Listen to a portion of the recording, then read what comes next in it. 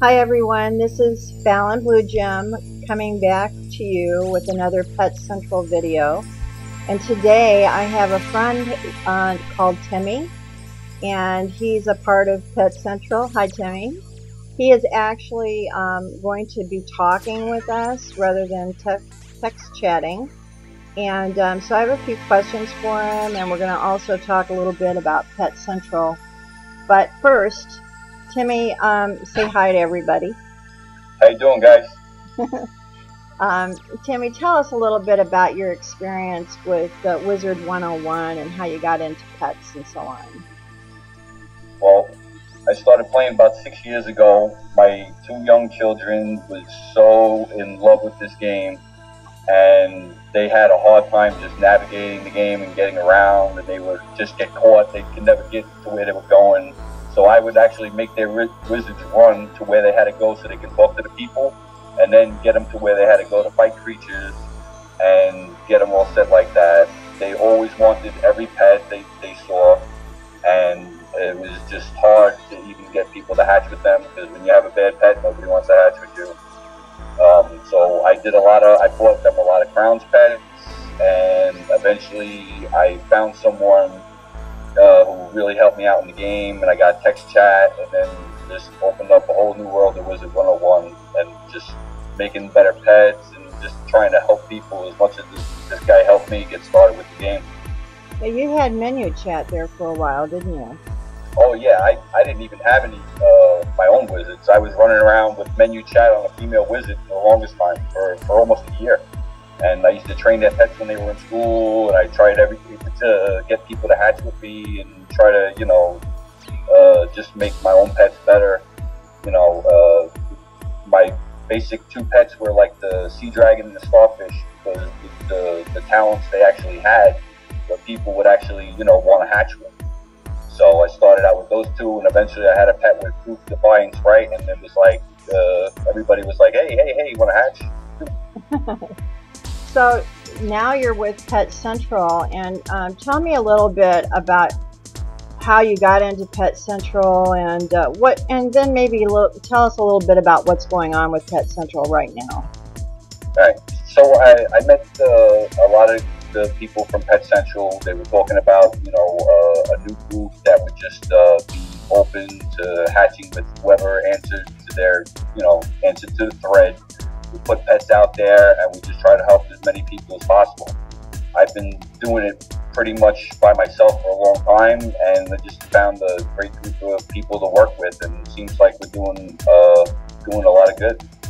How many pets are we offering, and how does that work? We have 30 members on the team at the moment, and right now I think we're offering 6 to 7 pets on the thread, and that works with about maybe like 4 or 5 people all doing hatches at the same time.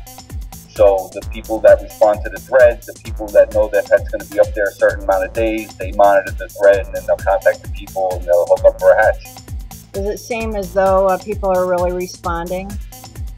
Yeah, I mean, there's over 3,000 views, and we launched Pet Central on June 30th. Wow, that's awesome, isn't it? So we had a very good response so far. Well, guys, we're here at Timmeh's place, and we just had to show you this garden. It's just unbelievable, these couch potatoes. Timmeh, can you tell us a little bit about your garden here?